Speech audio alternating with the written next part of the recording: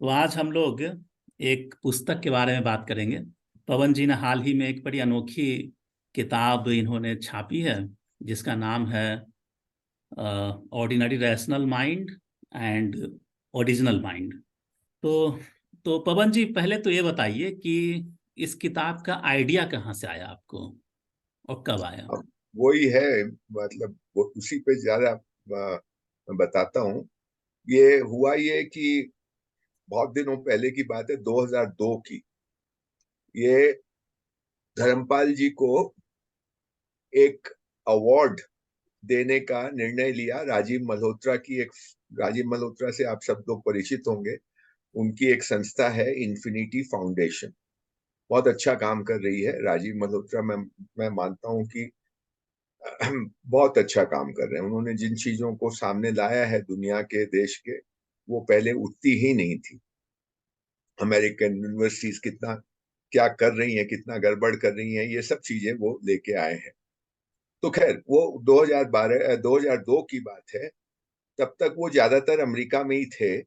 और उन्होंने ये निर्णय लिया कि हम एक बड़ा अवार्ड इनिशिएट करते हैं। और वो अवार्ड को, सबसे पहला अवार्ड उन्होंने धर्मपाल जी को देने का निर्णय लिया था।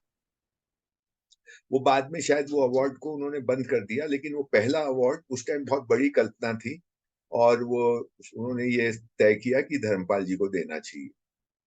तो धर्मपाल जी उस बारे में थोड़े से असमंजस में थे, क्योंकि उनका एक एनआरआईज को लेके, जो भारतीय विदेश में रहते हैं और वहीं बस गए हैं, उनको लेके एक उनके मन में बहुत क्या कहें, थोड़ा सा संदेह की दृष्टि से देखते थे उनको, इस सेंस में कि वो लोगों की दृष्टि भारत के प्रति जो होती है उसमें कहीं ना कहीं कुछ विकृतियां होती हैं।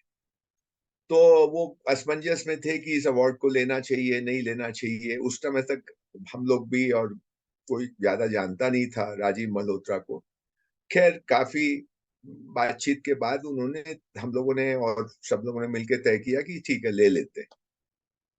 तो क्योंकि राजीव मल्होत्रा अमेरिका में ही रहते थे ज्यादातर, और उनको हिंदुस्तान की ज्यादा समझ नहीं थी इतने साल बाहर रहने की वजह से, तो उन्होंने उस समय एक संस्था का बहुत नाम हुआ करता था, अभी भी है लेकिन उस समय और ज्यादा था।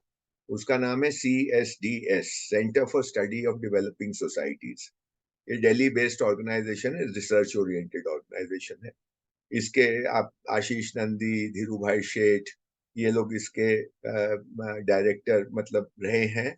और रजनी कोठारी उसके संस्थापकों में से थे। तो काफी फेमस संस्था थी, और ये लोगों ने इस तरह से शुरू किया था कि भाई हम एक भारतीय दृष्टि से या दूसरी दृष्टि से चीजों को देखने का प्रयास करेंगे। लेकिन मुझे लगता है वो भी वही काम कर अंततः हुआ जो कि बाकी लोग करते हैं।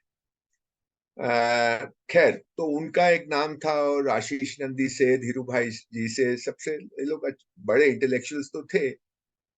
तो राजीव मल्होत्रा को ये लगा कि ये लोग हमारी मदद कर देंगे इस अवार्ड को, यहाँ पे उसका जो फंक्शन होगा उसके ऑर्गेनाइजेशन में, उन्होंने उनसे मदद मांगी। तो CSDS ने, पैसे वैसे का आदान प्रदान हुआ होगा, मुझे नहीं पता। तो उन्होंने उस फंक्शन को ऑर्गेनाइज करने का जिम्मा ले लिया। तो ये फंक्शन हुआ दिल्ली में।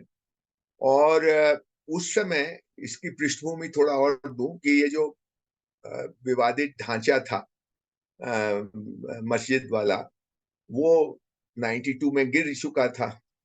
उसके गिरने के बाद वो फेमस स्टेटमेंट धर्मपाल जी ने दिया था कि भाई जितने भी गुलामी के प्रतीक है सबको ढह जाना चाहिए। खाली ये क्यों, मतलब उन्होंने पार्लियामेंट और राष्ट्रपति भवन की भी बात की थी कि जो भी हमको याद दिलाते हैं हमारी गुलामी के प्रतीक, गुलामी के दिनों की, वो सबको हटा देना चाहिए। उसको लेके बहुत लोग धर्मपाल जी से नाराज हुए। उनके जो लोग उनको बड़ा मानते थे, वो लोग भी, कई लोग थोड़ा दूर चले गए, क्योंकि उस समय एक सेक्युलरिज्म की, एक फॉल्स सेक्युलरिज्म मैं उसको कहता हूँ, एक बाढ़ सी आई, और उसमें बहुत लोग बह बह गए। तो CSDS भी वो सेक्युलरिज्म वाले ही लोग थे। तो ये लोगों ने वो जिम्मा तो ले लिया धर्मपाल जी को अवार्ड देने का, लेकिन अब कैसे करें। तो इन्होंने थोड़ा मेडिसिन में गड़बड़ की, और राजीव मल्होत्रा को इस बारे में पता नहीं चला। राजीव मल्होत्रा बल्कि उस फंक्शन में थे, आए भी नहीं कोई कोई वजह से। तो पूरा का पूरा जिम्मा सीएसडीएस का था।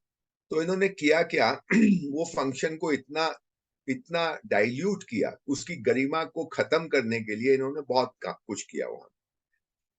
जो फंक्शन का मेन मकसद था इनको अवार्ड देना, और पहले उन्होंने दुनिया भर के कल्चरल प्रोग्राम ये वो किए, और इसको पुश करते गए। 8:30 बजे की जैसे सेरेमनी थी, तो उसको करते करते 10 बजे तक पहुंचा दिया। तो जो लोग मेहमान आए भी थे, बहुत लोग तो उसमें से चले गए। और फिर फाइनली 10 बजे जब वो फंक्शन, जब अवार्ड वाला फंक्शन हुआ, तो उसमें इन्होंने एक और बदमाशी की। इन्होंने धर्मपाल जी के साथ साथ, ये राजीव मल्होत्रा धर्मपाल जी को देना चाहते थे, इन्होंने ये महबूबा मुफ्ती जो कश्मीर की चीफ मिनिस्टर बाद में बनी, उसका उस समय तक कोई योगदान नहीं था, कहीं कोई जानता भी नहीं था उसको, एक्सेप्ट फॉर द फैक्ट कि उसका अपहरण हुआ था। आपको याद होगा 89 में जब हमारा प्लेन वहां वो ये मुफ्ती मोहम्मद सैयद, उनके पिताजी होम मिनिस्टर थे, उस समय इसका अपहरण हुआ था, या तथाकथित अपहरण हुआ था। उसमें भी बहुत लोग प्रश्न चिन्ह लगाते हैं। तो इसका इतना ही नेम टू फेम इतना ही था कि इसका किडनैपिंग हो गई थी। इसको भी धर्मपाल जी के साथ अवार्ड देने का उन्होंने, उसमें उसको भी बुला लिया। ये हम लोगों को बताया भी नहीं पहले, उधर जाके हम लोगों को पता चला। तो जब मैंने देखा ये, तो मैं तो मुझे बहुत गुस्सा आया कि ये क्या है। एक तरफ धर्मपाल जी और दूसरी तरफ ये छोटी सी लड़की, उस समय इसकी उम्र थी 30-32 साल की थी, इसका कोई योगदान ही नहीं था, कुछ नाम ही नहीं था। पर क्योंकि ये मुसलमान थी, ये लड़की थी, तो इन्होंने एक तरह से वो बैलेंस आउट किया, जैसे कि हमारे लोग करते हैं अपने हिसाब से। उसमें सिर्फ एक जो जो चीज जिसने उसको गरिमा को बनाए रखा, वो ये था कि सैमडोंग रिम्पोचे जी को उस पूरे प्रोग्राम का चेयरपर्सन बनाया, जो अवार्ड देंगे, और उनका संबोधन था। ये सिर्फ एक बात थी जो कि उस गरिमा को बनाए रखने के लिए, मतलब वो थी। तो उसमें क्या हुआ कि जब इन्होंने अपना संबोधन किया रिम्पोचे जी ने, तो उस संबोधन में उन्होंने कहा कि देखिए, मैं इन मोहतरमा को तो जानता नहीं। उन्होंने साफ कहा मंच से, मतलब ये महबूबा की तरफ हाथ करके कि मैं इनको तो जानता नहीं, इनके बारे में मैं कुछ नहीं कह सकता, लेकिन धर्मपाल जी को मैं जानता हूं। और फिर उन्होंने कहा कि भगवान बुद्ध या Gautam Buddha had an original mind and Dharmapal has an original mind. ये बात उन्होंने कही, और मैं बोला चलो, इतनी बड़ी, इससे बड़ा तो अवार्ड कोई हो नहीं सकता कि एक सिद्ध पुरुष जो पूरी इंटीग्रिटी से बात करता है, कहीं अतिशयोक्ति भी नहीं करता, झूठ के तो बात ही छोड़िए, और जो सचमुच का विद्वान है और सधा हुआ व्यक्ति है, वो आदमी ये बात कह रहा है, तो इससे बड़ा क्या अवार्ड हो सकता है। तो ये उन्होंने उस दिन कहा। उसके बाद मेरा रिम्पोचे जी से लगातार संबंध तो बना ही था। हर साल यहाँ कोई ना कोई गोष्ठी में आते थे, सेमिनार में आते थे, और जगह भी मैं जाता था, मिलता रहता था। उनके मुंह से हमेशा ही वो लॉजिक और तर्क को बहुत ऊंचा स्थान देते हैं।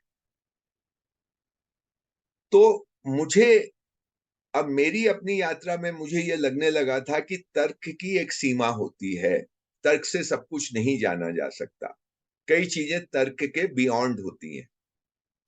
पर रिम्पोचे जी हमेशा इस तरह से बात करते थे, तो मुझे हमेशा ये खटका रहता था कि ये जो रिम्पोचे जी जब रैशनल बोलते हैं, तो ये इनका अर्थ कुछ और है जिसको हम पकड़ नहीं पा रहे हैं। वो अर्थ नहीं है जो आमतौर पे समझा जाता है। पर मेरा कभी उनसे, मैं कभी एक आध बार क्वेश्चन भी किया, लेकिन उसका जो जवाब उन्होंने दिया उससे मेरी संतुष्टि हुई नहीं, या मैं उनको बता नहीं पाया मेरे मन में कौन सा प्रश्न चल रहा था।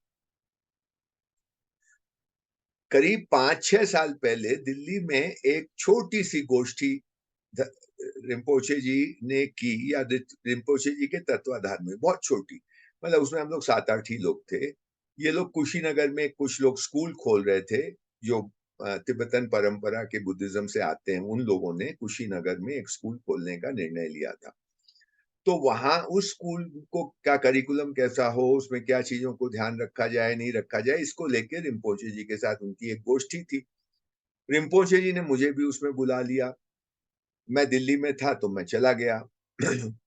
उस गोष्ठी में बातचीत के दौरान रिम्पोचे जी ने एक जगह एक वाक्य यूज किया, yes the ordinary rational mind thinks like that. तो मैंने ये शब्द मेरे कान में पड़े, ऑर्डिनरी रैशनल माइंड, मतलब रैशनल माइंड, और उसके पहले उसको क्वालिफाई किया द ऑर्डिनरी रैशनल माइंड। तो लंच के समय भोजन जब हो रहा था तो मैंने उनसे पूछा कि रिम्पोचे जी, ये आपने ऑर्डिनरी रैशनल माइंड बोला, तो इसका मतलब कोई एक्स्ट्रा ऑर्डिनरी रैशनल माइंड भी होता होगा। तो वो हंसे और बोले आप बात को बहुत पकड़ते हैं। और फिर मैंने थोड़ी उनसे बात हुई और फिर मैंने बोला कि आपने उस दिन धर्मपाल जी के लिए ओरिजिनल माइंड का शब्द यूज किया था, तो ये बात जो मैं एक्स्ट्रा ऑर्डिनरी बोल रहा हूं, ये क्या वो ओरिजिनल माइंड की बात है? तो उन्होंने कहा हाँ। तो मैंने कहा ये तो बहुत ही जरूरी बात है और इस पे हम लोगों को कुछ बातचीत, लंबी बातचीत करनी चाहिए कि ये दोनों के बीच का फर्क क्या है। एक तरफ ओरिजिनल माइंड, दूसरी तरफ ऑर्डिनरी रैशनल माइंड। तो फिर ये जो, अब इसको मैं आधुनिकता से जोड़ता हूँ। ये जो आधुनिकता, अगर आप सरन साहब को पढ़ेंगे और वो ये जो बोल रहे हैं कि हम लोगों ने से सबको क्लोरोफॉर्म हमने ले रखा है, हमारी हालत बहुत ही खराब है, हमको देख करके भी दिखाई नहीं देता है, इत्यादि इत्यादि। तो ये सब किसको देखने के बाद भी दिखाई नहीं देता, ये किसकी स्थिति है? ये स्थिति ऑर्डिनरी रैशनल माइंड की है। यह स्थिति आज के पढ़े लिखे समाज की है कि सामने जो चीज है वो उसको वैसी नहीं दिख के कुछ और ही दिख रही है। तो इसको, इसी बात को लेके हमने उनसे बहुत, 2-3 साल से मैं उनसे अनुरोध करते जा रहा था। वो फाइनली उन्होंने अग्री किया और पिछले साल हम लोगों ने ये गोष्ठी की। तो इसकी पृष्ठभूमि तो ये है। और मुझे लगता है कि इसको और रिम्पोचे जी ने इसमें बहुत तरह के प्रश्न लिए, इसकी एक शास्त्रीय परिभाषाएं भी दी। इस बात को मुझे नहीं पता कितने लोग ठीक से पकड़ पा रहे हैं, लेकिन ये बहुत जरूरी है कि ऑर्डिनरी रैशनैलिटी क्या होती है। ये ऑर्डिनरी रैशनैलिटी इस मॉडर्निटी, ये साइंटिफिक वर्ल्ड व्यू, ये आज की इंफॉर्मेशन एज, इस सब का असर इस पे है, जिसमें हम ये भेद ही नहीं कर पा रहे हैं तथ्य और फैक्ट के बीच में, इंफॉर्मेशन और नॉलेज के बीच में, और इंफॉर्मेशन को हम नॉलेज मान रहे हैं। ये ऑर्डिनरी रैशनल माइंड। तो ये इसका इसका बैकग्राउंड तो ये है। और वो गोष्ठी बहुत अच्छी रही, 4 दिन थी, 3-4 दिन थी, और उसमें करीब 28-30 लोग आए थे, अलग अलग जगह से। तो वो तो अद्भुत रही। बैकग्राउंड तो इतना ही है। तो ये जब हुआ था, इसको हमने रिकॉर्ड कर लिया था। और रिकॉर्ड करने के बाद हुआ क्या कि एक मुकेश नाम का लड़का उसमें आया था दिल्ली से, बहुत ही सज्जन लड़का है। उसने बेचारे ने इस पूरे को ट्रांसक्राइब कर दिया अपने आप ही, बिना बोले, और वो करके हम लोगों को भेज दिया। तो मैंने बोला ये तो बहुत बड़ा बड़ा काम हो गया, मैं तो सोच ही रहा था। उसके बाद उसको फिर हम लोगों ने तो एक तुमन सिंह जी हमारे हैं, उनसे थोड़ा एडिट कराया।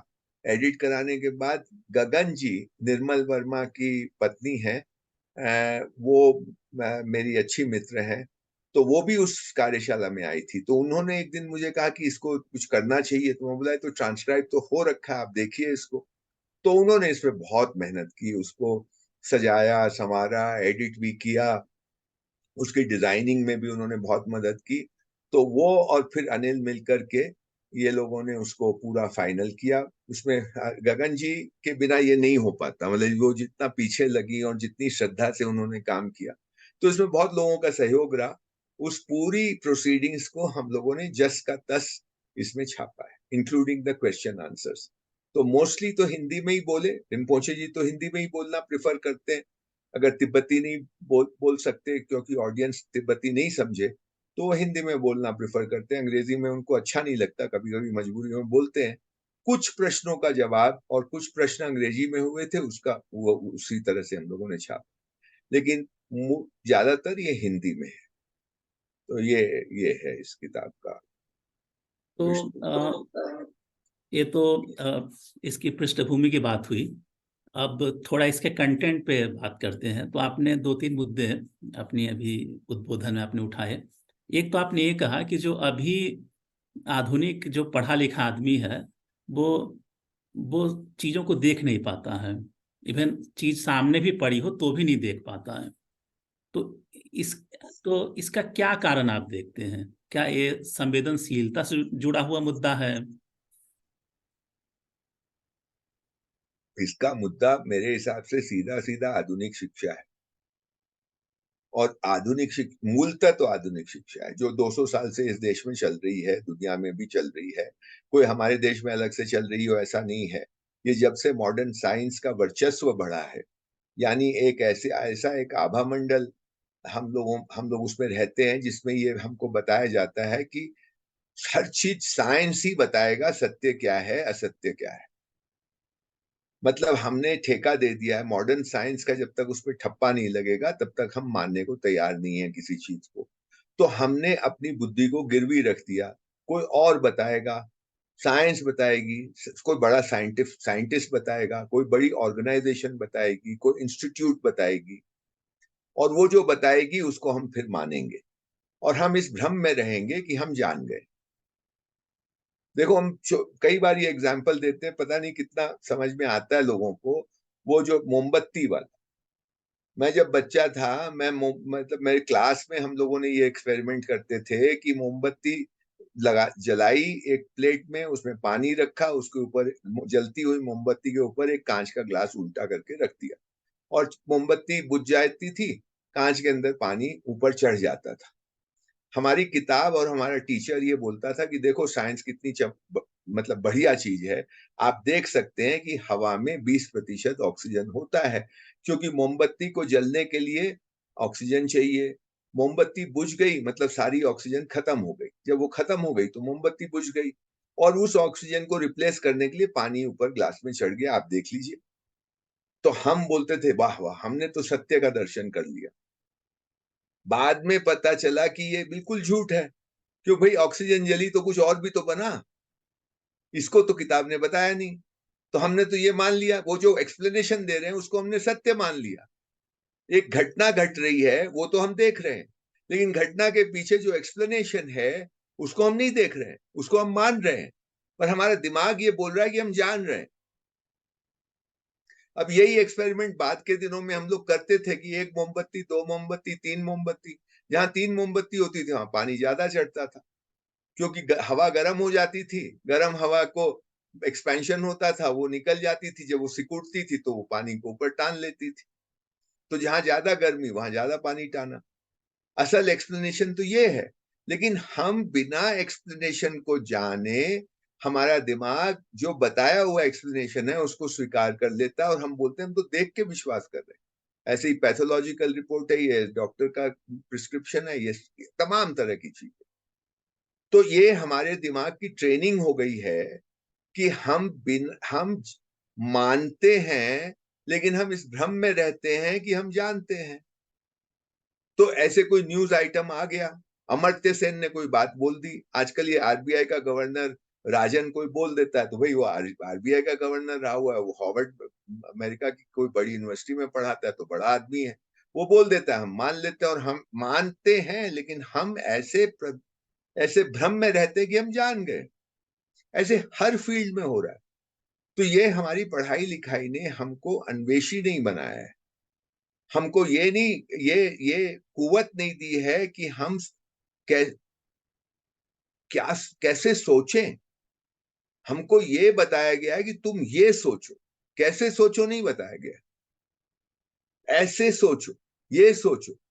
तो साइंस अगर कुछ कहती है तो वो ठीक कहती है, ये हमको पढ़ाया गया है, और ऐसे ही आज भी पढ़ाया जा रहा है। और इसीलिए मैं कहता हूं कई बार कि ये सरकार ने बहुत कुछ बदला होगा करिकुलम में, लेकिन ये बदलाव ऊपरी ऊपरी है, फंडामेंटल कॉग्निशन के लेवल पे नहीं हो रहा है बदलाव। और वहां पर जब तक आप नहीं चोट करेंगे तब तक आंख खुलने वाली नहीं है, ये पर्दा पड़ा हुआ।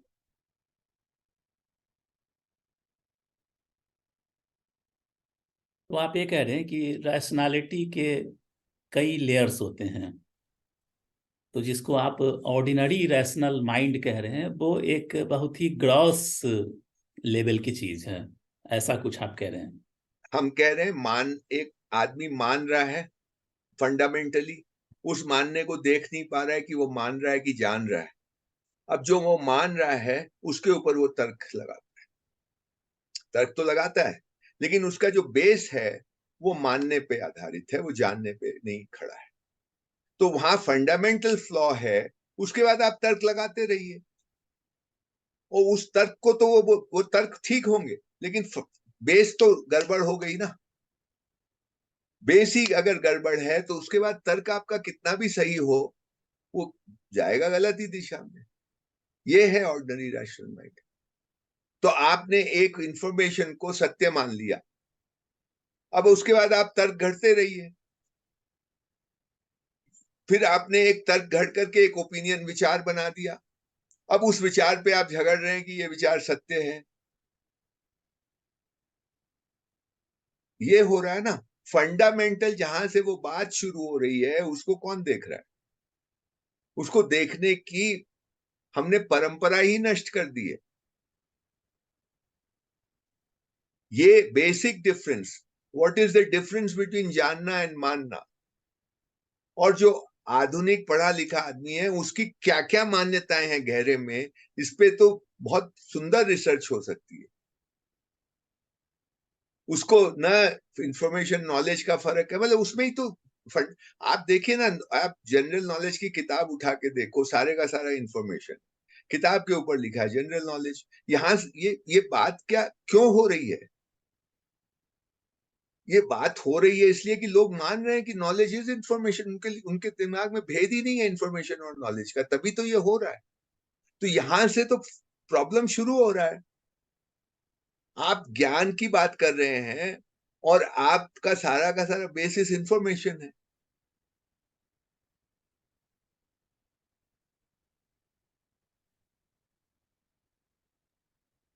तो एक तरह का स्पेशल ब्रेन वॉशिंग कह सकते हैं इसको, ये जो जिसको हम ऑर्डिनरी रैशनल माइंड कह रहे हैं, या वो एक एक तरह का बिल्कुल, क्या बोलें, बहुत ही स्ट्रॉन्ग ब्रेन वॉशिंग है, हाँ, शुरू से किया गया और इंडोक्ट्रिनेशन बोलिए, ब्रेन वॉशिंग बोलिए, बिल्कुल इंडोक्ट्रिनेशन। कंप्लीटली।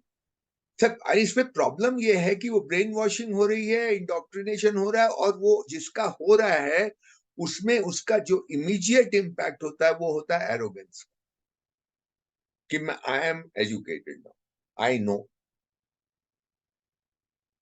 मैं अंधविश्वासी नहीं हूँ। और ये सबसे बड़ा अंधविश्वासी, हम्म।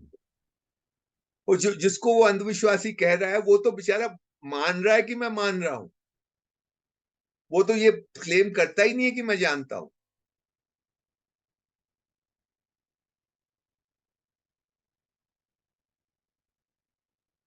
तो अरुण जी, आप उस वर्कशॉप में थे, तो आप थोड़े अपने अनुभव बताइए कि वो कैसे नहीं, मुझे किताब। मुझे तो बहुत अच्छा लगा, क्योंकि रिम्पोची जी थे तो एक उससे कुछ एक एक तरह का, क्या कहें, एक तरह का डिसिप्लिन रहा उसके अंदर ना, उस वर्कशॉप में। क्योंकि रिम्पोचे जी समय के थोड़े पहले आ जाते हैं, और तो और ये हम लोग सॉन्गस्टन लाइब्रेरी में कर रहे थे देहरादून में। उस जगह की भी कुछ खासियत है, वो थोड़ा एक बड़ा शांत सा जगह है। तो वहाँ पे रिम्पोचे जी को सुनने का मौका मिला, तो बहुत ही, काफ़ी, क्या कहें, बहुत ही अच्छा एक्सपीरियंस रहा वो। लगा कि थोड़ा शांत होकर सुनने का मौका मिला कुछ। और ये देखते, किताब तो मैंने अभी देखा नहीं है पूरा, लेकिन मुझे तो याद है अभी भी कि वो workshop was a very good experience. It was a very deep experience for many people. और उसमें ये भी होता है कि काफ़ी सारे लोग थे, तो अ, ये तो हर वक्त ये थोड़ा रहता ही है कि कुछ लोग खींच के कहीं और ले जाएं कॉन्वर्जेशन को। मुझे लगा कि हुआ नहीं, क्योंकि वो again because of Rinpoche ji being there and Pawan ji was sort of managing it. तो it was a very very good experience. वो पूरा एक उसका, मुझे मेरे मन में वो अभी भी याद उसको इसी तरह का है कि वो कुछ it is not like the normal workshops we have done, which we do, because of the presence of Rinpoche जी वहाँ पे। अनिल कुछ ऐड कर सकते हैं जी, तो इसमें अनिल भी थे वहाँ पे। हाँ अनिल जी, आप बताइए। मैं तो थोड़ा किताब के बारे में क्योंकि किताब में काफी इन्वॉल्व रहा हूँ, हम्म। तो उसमें जो किताब के जो अध्याय हैं ना, उसको अगर आप एक बार सुनेंगे तो मुझे लगता है अरुण जी को भी याद आएगा कि उसमें हम लोग किस तरीके की बातें कर रहे थे। वैसे तो इस किताब में 8 अध्याय हैं, उसमें से दो, एक में पवन जी ने जो अभी कहा उसमें से कुछ बातें उन्होंने कही अभी, पूर्व कथन के नाम से है, उसमें पवन जी ने कहा है। और एक लास्ट में जो गगन जी इस किताब के संपादन में इन्वॉल्व थी, उन्होंने एक उत्तर कथन कहा है कि उनके एक्सपीरियंस कैसे रहे। इसके अलावा जो 6 इसके चैप्टर हैं, वो ये 6, क्योंकि 3 दिन रहे वहां पे पहुंचे जी, तो हर दिन 2 सत्र लेते थे, तो 3 दूनी 6, ये 6 उन सत्रों का नाम एक तरीके से हमने देने की कोशिश की है। तो अगर ये नाम भी मैं पढ़ूंगा एक बार, तो आपको थोड़ा सा एक आइडिया लगेगा कि किताब में किस तरीके के टॉपिक्स पे बात हुई है। जी। तो इसका पहला जो इसका टॉपिक है वो है आधुनिकता के द्वंद्व। ये इसका पहला टॉपिक है। दूसरा टॉपिक इसका है मौलिक चित्त बनाम साधारण चित्त, जो किताब का भी टाइटल है। तीसरा जो इसका है वो मुझे बहुत ही पसंद है, वो टाइटल, उस पर काफी लंबी बात हुई और काफी मतलब अच्छी बात हुई थी। इस वाले टॉपिक पे ये था सहयोग और संघर्ष, क्योंकि सारी आधुनिकता और बनाम परंपरा का पूरा जो पूरी जो मंत्र जो चिंतन है वो इस टॉपिक में देखने को मिलता है। फिर इसके बाद परंपरा बनाम आधुनिकता, फिर आया स्पर्धा बनाम सहयोग, और लास्ट का जहाँ पे कंसोलिडेट किया था रिम्पोची जी ने अपनी इस पूरे 2.5 दिन की चर्चा को, लास्ट में जो उन्होंने कंसोलिडेट किया और प्रश्नों के उत्तर भी दिए, ये मेनली प्रश्न उत्तर वाला ही चैप्टर है। इसका नाम हमने रखा है मनुष्यता का स्वराज। तो ये इसके 6 चैप्टरों के नाम है, आधुनिकता के द्वंद्व, मौलिक चित्त बनाम साधारण चित्त, सहयोग या संघर्ष, परंपरा बनाम आधुनिकता, स्पर्धा बनाम सहयोग, मनुष्यता का स्वराज। ये इसके 6 हमने इसके चैप्टर के नाम रखे हैं। और इन जिस तरीके के इनके चैप्टर्स के नाम हैं, इनके अंदर उसी तरीके की चर्चा है। मैं ये तो जैसी वर्कशॉप हुई और जिस तरह की किताब बनी है, उसमें ये जो मतलब एक तरीके का फलक्रम पॉइंट हमको मिला है, मौलिक चित्र बनाम साधारण चित्र, इसमें इसको हम पूरा समझ लेंगे इस किताब से, ऐसा तो मैं दावा नहीं कर रहा हूँ, लेकिन हाँ इस चर्चा को शुरू यहीं से करेंगे। और ये बहुत महत्वपूर्ण चर्चा है जिसको कि आगे लेके जा सकते हैं, मतलब इसको मतलब जाएगी, ये चर्चा बहुत आगे जाएगी। और उसका ये फलक्रम पॉइंट एक किताब ही मुझे लगता है कि होगी आने वाले टाइम पे। यही कहना था मुझे। तो कुछ किताब यदि आपके पास हो इस समय तो उसके कुछ अंश पढ़ के सुना सकते हैं। हाँ हाँ बिल्कुल। हमने इसके हर चैप्टर के शुरू में कुछ एक जो चैप्टर का समराइज कहेंगे उसको, वो कुछ पॉइंट रखे हैं, तो मैं वो पॉइंट पढ़ लेता हूँ। जैसे पहला जो पॉइंट मैंने बताया, आधुनिक सभ्यता के द्वंद, उसका जो हमने पूरा का पूरा एक मतलब उसके जीस्ट को निकाल के एक छोटा सा 4-5 लाइनें लिखी हैं कि उसका उसको पढ़ रहा हूँ। प्रकृति का नियम है विकास होता है तो उसमें त्रुटि आती है और मूल सिद्धांत का ह्रास होता है। आज जो प्राचीन धर्म और दर्शन की परंपराएं हमारे सामने हैं, वे लगभग नाम मात्र के अवशेष हैं। आधुनिक सभ्यता में जितनी भी समस्याएं हैं, वे मौलिक मानसिकता के ह्रास के कारण और साधारण व तार्किक बुद्धि की वृद्धि के कारण ही है। मतलब ये इसकी पहली लाइन है। इसी में हमने छोटी सी लाइन और ये रखा था कि ये हम मौलिक चित्त की बात कर रहे थे, कि प्रश्न है कि मौलिक चित्त और साधारण चित्र के अंतर को जानकर हम क्या करेंगे, हम इसके अंतर को जानकर क्या करेंगे, अगर इसको नहीं जानते हैं तो हमारा क्या नुकसान होगा। यहाँ से ये डिस्कशन शुरू हुई थी इसकी, तो ये उस वाले वाले शब्द हैं रिम्पोचे जी के। अगर इसको हम नहीं जानते तो हमारा क्या नुकसान होगा, इसका इसके अंतर को जानकर हमें या समाज या इस पूरे संपूर्ण जगत को क्या लाभ या क्या हानि होगी। ये वो लाइनें थी रिम्पोची जी की, जहां से उन्होंने इस पूरे के पूरे डिस्कशन को इनिशिएट किया था। तब इसके आगे फिर काफी सारी बातें और किताब में आपको पढ़ के मिलेंगी। तो ये मतलब ये इससे अंदाजा लगेगा आपको किताब किस तरीके की बात कर रही है। हम्म। नहीं, किताब तो बड़ी गजब की लग रही है और बिल्कुल हम पढ़ेंगे। अब किताब मिलेगी कैसे? मैं बता देता हूँ। एक तो जो कल सर ने हमने पोस्टर भी पब्लिश किया है, उसमें नीचे लिखा हुआ है, मैंने अपना फोन नंबर और अपना व्हाट्सएप नंबर, अपना ईमेल एड्रेस, और कल ही मुझको मतलब जैसे ही हमने इसके पोस्टर को मतलब ग्रुप में डाला था, उसके मेरे ख्याल से 5 मिनट के अंदर ही हमको 3-4 ऑर्डर आ गए थे, जो कि बहुत बड़ा ऑर्डर नहीं है, लेकिन हमको आ गए थे। मतलब इतनी इतनी क्यूरियोसिटी तो है, और आज भी हमको दिन में 2-4 ऑर्डर आए हैं, तो इतनी क्यूरियोसिटी तो है ही। तो हमने उसका एक कीमत रखी है, उसकी कीमत 350 रुपये है। 144 पेज की किताब है। और वो हम, अगर कोई आदमी मुझको, मेरे नंबर मैंने दोनों दे रखे हैं, उसमें फोन करेगा या व्हाट्सएप करेगा या मेल करेगा, तो मैं उसको अपने अकाउंट्स की डिटेल दे दूंगा। वो पैसा अगर हमको ट्रांसफर हो जाएगा, तो हम लोग मेरे ख्याल से लास्ट बृहस्पति, नेक्स्ट बृहस्पतिवार, थर्सडे को मुझको किताब मेरे हाथ में आ जाएगी। और हम लोग मेरे ख्याल से नेक्स्ट फ्राइडे, सैटरडे, या लेट बाय लेट मंडे से इसको पोस्ट करना शुरू कर देंगे। और ये अमेजोन पे भी रहेगी है खरीदने के लिए? अमेजोन पे, हाँ, देखते हैं, कोशिश करेंगे। अभी मैं उसके बारे में कोई आश्वासन नहीं, देखते हैं। और अमेजोन की थोड़ी, हमको पहले बहुत अच्छा एक्सपीरियंस नहीं रहे हमारे, इसलिए। बाकी हम लोग, आप हमको जैसी देंगे, हम लोग मतलब कोशिश करेंगे कोरियर से या रजिस्टर्ड पोर्ट से आपको भेजेंगे, और विद इन 10-12 दिन आपको मिल जाएगी। यही इसका तरीका होगा। बहुत बढ़िया। तो पवन जी, आप कुछ और कहना चाहेंगे इस बारे में? बस नहीं। अरुण जी? नहीं नहीं, बस यही। हाँ, अनिल ने वो पढ़ा तो थोड़ा याद आ गया मुझे, क्या हुआ क्या था उसमें। लेकिन मुझे लगा था कि उसमें बेसिकली ये जो ऑर्डिनरी रैशनल माइंड और ओरिजिनल माइंड की जो बात है, वो धीरे धीरे करके खुल रही थी वो बात, मतलब समझ में आना शुरू हो रहा था ठीक से ना।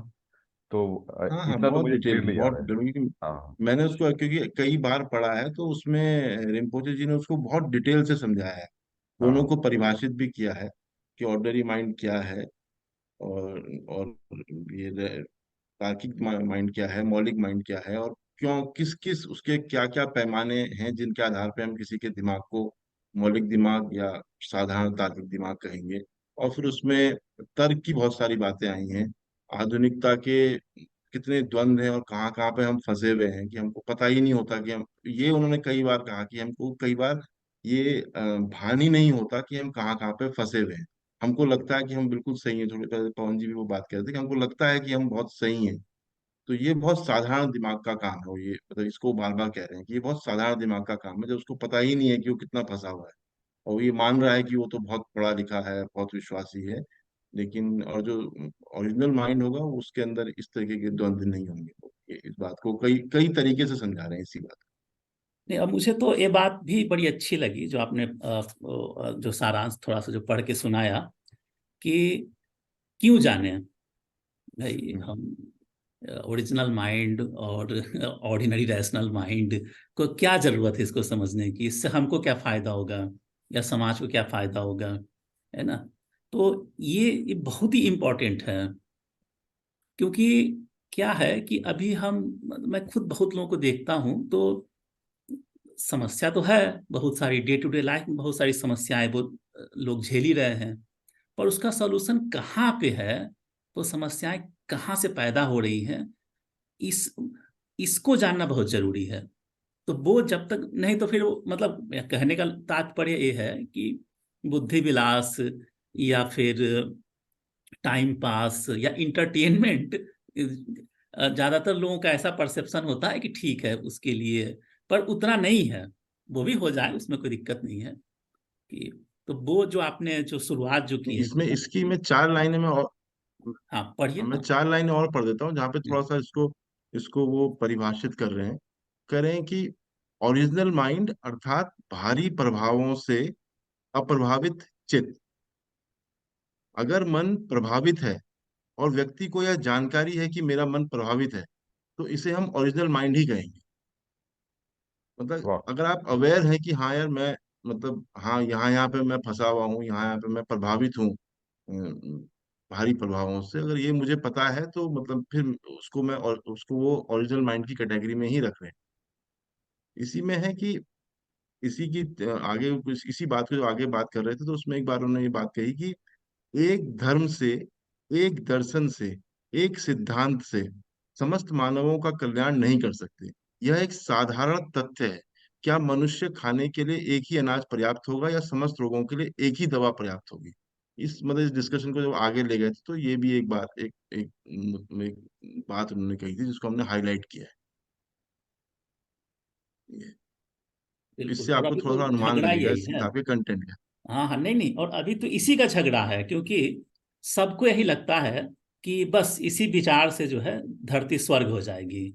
चाहे वो इस्लाम हो, क्रिश्चियनिटी हो, या कम्युनिज्म हो, या फिर और तमाम तरह के जो दर्शन हैं। तो बिल्कुल मेरा भी ऐसा ही सोचना है कि केवल एक दर्शन, एक विचार से जो है पूरा दुनिया का भला हो जाएगा, ये तो हमको नहीं लगता कि ये संभव एक और है ना, ऑर्डिनरी रैशनल माइंड सोचता है कि मैं पूरी तरह से स्वतंत्र हूं क्योंकि मैं अब समझने वाला हो गया, जबकि वास्तविकता बिल्कुल उससे विपरीत है। वो एकदम पर निर्भर है, टोटली। वो अपनी जानकारी के लिए पर निर्भर है, ज्ञान के लिए पर निर्भर है, डिसीजन लेने के लिए पर निर्भर है, अपनी सक्सेस और फेलियर को डिसाइड करने के लिए पर निर्भर है। वो अपने में कहीं भी उसमें ताकत ही नहीं है, सामर्थ्य ही नहीं है कि वो अपना डिसीजन भी खुद ले सके। वो भ्रम में है कि मैं ले रहा हूं। तो ओरिजिनल माइंड जो है वो कम से पहली तो स्टेज यही है कि उसको ये समझ में आया कि मैं कितना पर निर्भर हूं और कहां कहां पर निर्भर हूं, और फिर उससे छुटकारे का उपाय भी मिल जाता है। एक साथ नहीं मिलता, लेकिन धीरे धीरे मिलने लगता है, क्योंकि आप वाकई में स्वतंत्रता की ओर बढ़ते हैं। मतलब अपने में स्थित होने की ओर बढ़ते हैं। आप दूसरे के प्रभाव से मुक्त होने के दिशा में बढ़ते हैं। दूसरा मतलब कोई पर्टिकुलर पर्सन नहीं, ये जो पूरा वातावरण है उसके प्रभाव से मुक्त हो। तो सक्सेस फॉर इंस्टेंस, हम डिसाइड करेंगे कि मुझे क्या चाहिए जीवन में, ना कि दुनिया डिसाइड करेगी कि आपको सफल होने के लिए ऐसा करना है, वैसा करना है, वैसा। तो इसकी जो यात्रा है वो यहीं से शुरू होगी कि जब आप ये फर्क कर पाए ऑर्डिनरी रैशनल माइंड और ओरिजिनल माइंड के बीच में क्या बेसिक फर्क है, उसको पकड़ पाएंगे तो ये यात्रा शुरू हो जाएगी। तो ये इंटेलेक्चुअल वो नहीं है। आई मीन बहुत लोग बोल सकते हैं, क्योंकि एक ये भी एक आधुनिकता का बहुत बड़ा एक षड्यंत्र ही मैं कहूंगा कि हाँ, बहुत सारे इंटेलेक्चुअल जैसे जहां पे सी अगर आप फर्क कर पाए कि ओपिनियन और सत्य में जो फर्क अगर आप कर पाए, ओपिनियन की बहसें होती रहती हैं, वो इंटेलेक्चुअल बहसें हैं। लेकिन जो काम हम लोग कर रहे हैं, ये ओपिनियन के क्षेत्र का काम नहीं है, ये विचार के क्षेत्र का काम नहीं है, ये सोच के क्षेत्र का काम, कि आप कैसे सोच रहे हैं उस पर आपकी दृष्टि जाए। आपके विचार कहां से बनते हैं वहां आपकी दृष्टि जाए, कौन से विचार बन रहे हैं उसकी बात नहीं हो रही। तो है। उस सेंस में ये इंटेलेक्चुअल काम नहीं है। बिल्कुल।